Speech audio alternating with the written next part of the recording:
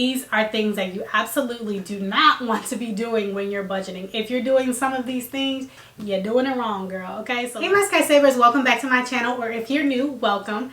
I'm Kim and this is World of Sky, a world for women and moms looking to talk all things money. Saving money, making money, and managing your money.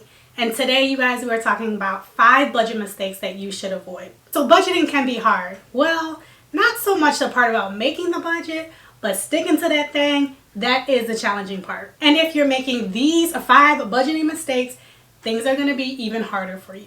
Before we jump into the video, if you have not done so already, please make sure that you do subscribe to my channel. Trust me, girl, your purse, your wallet, your bank account will thank you. Okay, let's go ahead and dive right in. Number 1, the first mistake is that you are not basing your budget on actual data.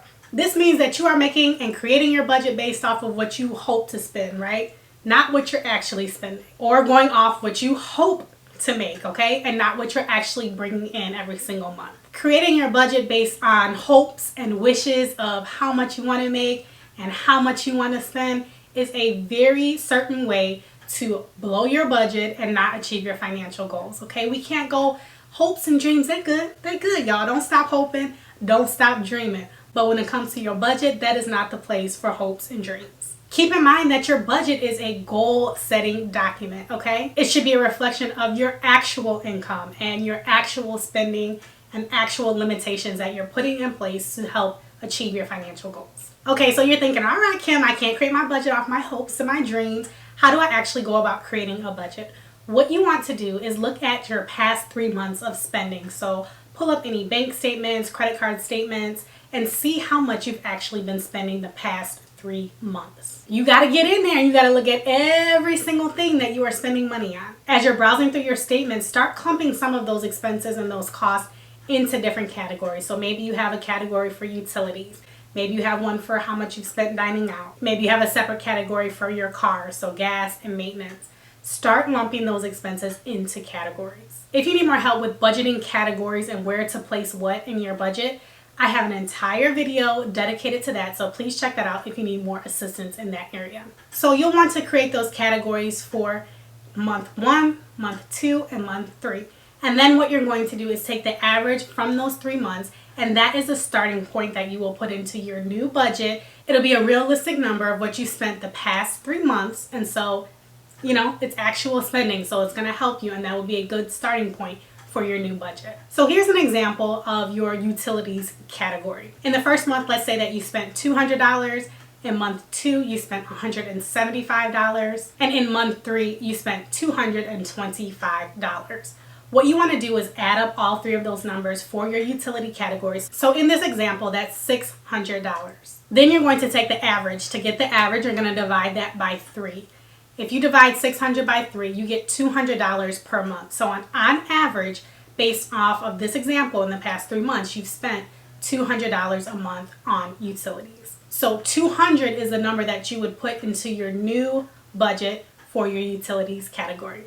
And again, you may have to adjust this, but this is just a starting point. But the good news is based on your actual spending and not what you thought or what you had hoped you spent, okay? So it's a great starting point. I have a free budget worksheet that I'll link below in the description box if you're interested. It has several different categories listed out on that budget worksheet that will help you start to think through what you should include and what you shouldn't include. But you'll want to go back and take the average for each one of the categories and place that average into your new budget moving forward. The second mistake is that you are not including all of your expenses in your budget. You got to include all of them, the little ones, the big ones. Every single thing that you spend money on needs to be put into your budget somewhere. Okay, because remember, those several little expenses, they can add up. They add up to a big expense, okay? So you want to make sure that you're including everything. You'll also want to make sure that you're putting things into your budget that come up maybe like once a year, or maybe they come up every other month or quarterly, right? So there are some expenses that you won't have every single month. But when you're creating your budget for the new month, don't forget to put in those expenses that pop up. So maybe that's like an annual membership fee, or maybe your water and sewage utility bill is only every other month or every 3 months. Make sure that you're accounting for those expenses in the appropriate month. Okay, so with that being said, you have to create a budget every single month. Let me say it again for the people in the back. Every single month, you have to create a budget. So how do you make sure that you don't miss out on those things that are annual, quarterly, every other month in your budget? Here's what you need to do. On a separate document, write out all of your annual expenses, all of your expenses that are quarterly, all of your expenses that are every single month. Write those things down in a separate document. Also write down what month you need to pay those things in so that you can use this document as a reference point later. Then when you are creating your budget for the next month, go back to this document, pull the document out. So if you save it on your computer, pull it up. If you actually wrote it out, that's fine too.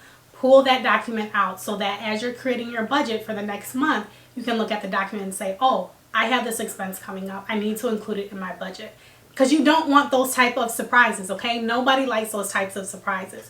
We like a good, nice gift as a surprise, but we don't like a huge expense that we forgot about as a surprise. So this is one way to counteract an expense just popping up on you. If you are enjoying this video thus far and you have learned something, please be sure to give this video a thumbs up. It does really help me out. The third mistake is you ain't tracking your expenses. Not tracking your expenses is a guaranteed, okay girl, it's a guaranteed way that you are going to be off your budget or completely blow your budget altogether. Why? Because if you ain't tracking where you're spending money on, you have no idea where your money is going. You also have no idea how much you're spending. Okay, so you absolutely have to be tracking your expenses. You don't want to do all your spending throughout the month and then wait till the end of the month to actually track what you've been spending, okay? At that point, it's too late. What you want to do instead is check in on your budget every single week. It's not necessarily something that you have to check in daily with. You can, if that's your preference. Once a week, go back and track everything that you've spent money on. And then check that number against what you have already established in your budget. See how they compare to one another. Do they match up? Are you in good shape? Are you already over for the entire month? Are you way under and you have some wiggle room?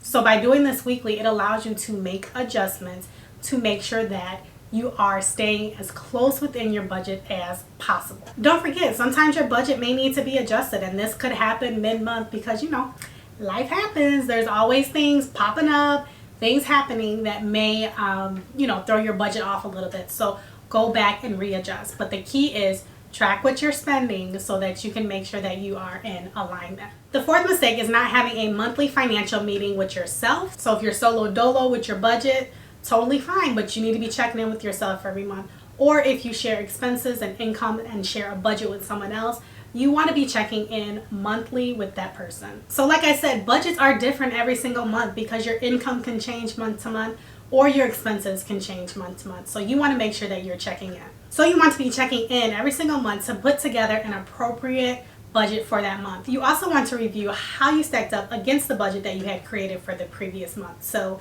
did you go over budget? So now you may be thinking, if you went over, how am I going to make up for that? Did you come in under budget? Everybody loves that scenario, right? So now what are you going to do? Where are you going to assign those additional funds that you have? You'll want to review and ask yourself, are there expenses that I just didn't put in my budget altogether? Are there expenses that I forgot to include? Add those for the next month. So as we know, things change. Every single month is different. So make sure that you're having these monthly financial check-ins to create your budget, to review your budget, and to make the appropriate adjustments moving forward. Don't just create a budget in January or February and try to use that same budget for the entire year. It ain't gonna work, girl. That is not gonna work. You need to check in monthly. The fifth mistake is making your budget unrealistically restrictive and really just budgeting for kind of like the bare minimum. Girl, this ain't gonna give you it's not gonna give you no wiggle room in your budget. You're gonna feel hella restricted and probably start to experience some stress because you are trying to stay within such a tight budget, okay? Or the other option is that you just throw your hands up altogether. You throw your budget out the window because you already feel defeated. And we don't want you, okay? We don't want you.